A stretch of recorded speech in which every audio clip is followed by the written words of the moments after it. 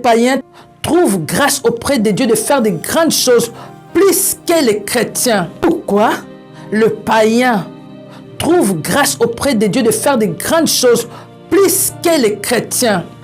C'est parce que pendant que les païens pensent à faire de grandes choses pour aider la population, un chrétien, un homme, une femme de Dieu fait les jeûnes et prières juste pour acheter une maison. Pour lui, pour sa maison. Pendant que les païens pensent à inventer, à créer de grandes choses pour aider la population, un pasteur fait un jeûne de prière pour construire une petite église. Alors la parole déclare avec Dieu, nous ferons des exploits. La parole déclare, vous êtes des dieux. Un Dieu qui cherche à acheter une voiture pendant qu'une personne pense à acheter des bus pour aider la population. Mais un chrétien, un pasteur cherche à acheter une voiture, 4 voitures, rien que pour sa famille. Même pas pour l'église, mais c'est pour sa propre famille. Voilà pourquoi l'église est pauvre.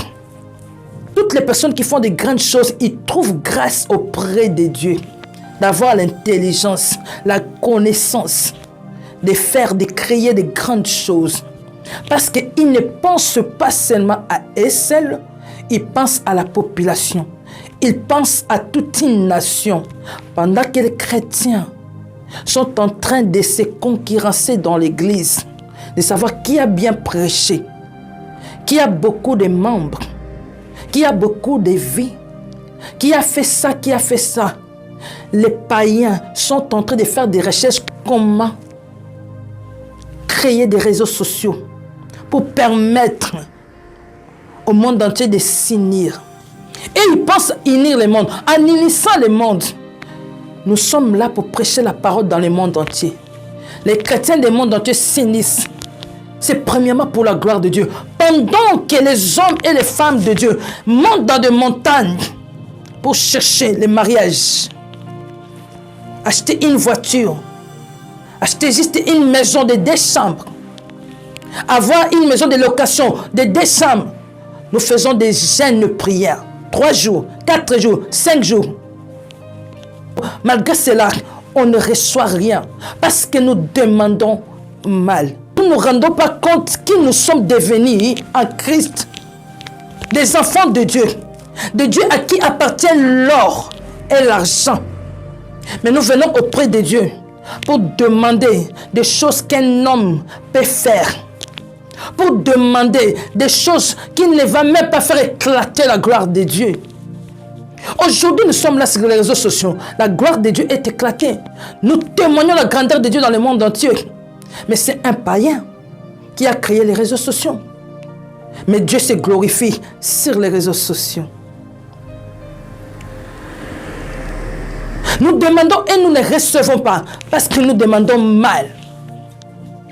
Là où on devait manifester l'amour, chercher vraiment à unir les chrétiens du monde entier, c'est là où il y a la séparation, c'est là où il y a les partis pris, c'est là où il y a l'égoïsme, c'est là où il y a des méfiances, c'est là où il y a la division, c'est là où il y a la haine.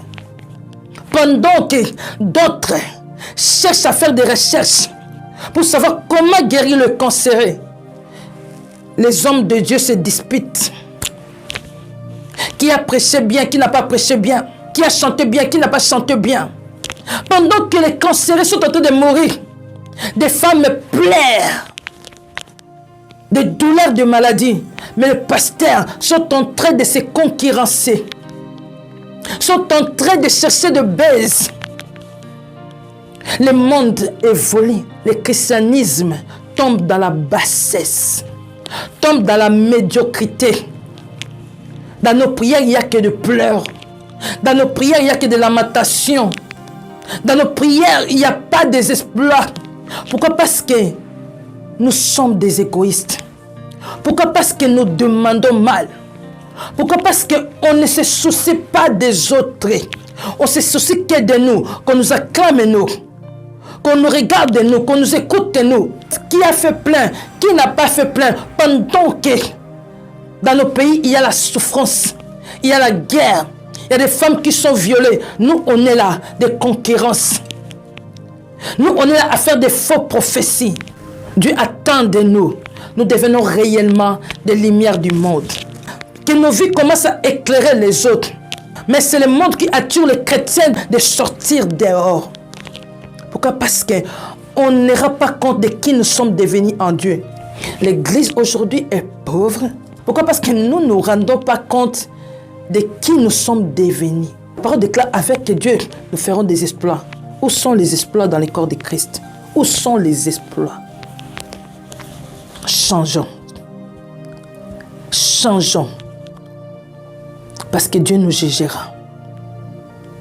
Au lieu d'attirer le monde, c'est le monde qui nous attire dehors. Au lieu que nous influençons le monde, c'est le monde qui nous influence. Changeons et répentons-nous. Nous ne recevons pas. Nous demandons beaucoup. On fait beaucoup de sacrifices. On ne reçoit pas. Parce qu'on est des égoïstes. On demande mal. On cherche à satisfaire notre propre passion. Pendant que les orphelins meurent. Pendant qu'il y a des veuves manquent même à manger. Nous, on est là dans des distractions. Sortons des distractions. Dieu a fait d'église une source de bénédiction. Mais l'église ne bénit pas. L'église ne bénit pas. Pourquoi? Parce que l'église ne reçoit pas. Parce que l'église est séparée. Chacun son pasteur, chacun sa race, chacun sa nationalité. On n'est pas unis. Les mondains cherchent à unir, mais l'église cherche à séparer. À cause de notre ego, notre égoïsme. Repentons-nous. L'Esprit de Dieu a parlé. Shalom. À bon entendeur, salut. C'était la servante de l'Éternel, Janine de Jésus-Christ, dans Évangélisation TV.